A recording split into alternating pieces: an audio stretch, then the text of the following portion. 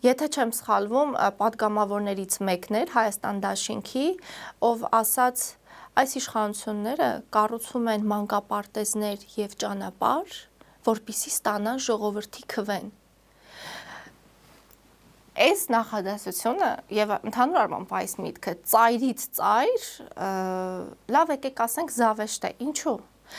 Հիպոթետիկ պատկերացնենք, որ այս իշխանությունը մանկապարտեզները եւ ճանապարհները կառուցում է քվե ստանալու համար։ Բա լավ, դուք լինելով 20, 25, 30 տարի լինելով իշխանության, բա ինչու՞ չեք արել դա։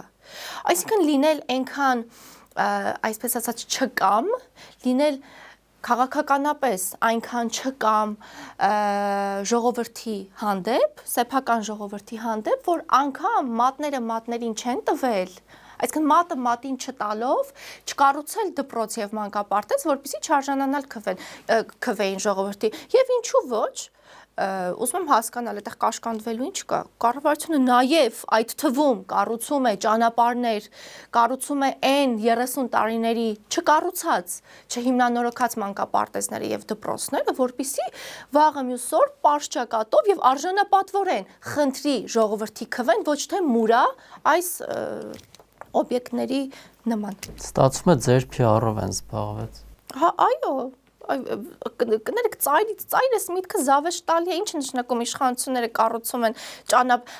ոչ միայն հաստատում են, որ իշխանությունները այո կառուցում են, քանի առիթ է ստեղծվել, նաև ասեմ, որ մինչև տարվա վերջ 100 դպրոց եւս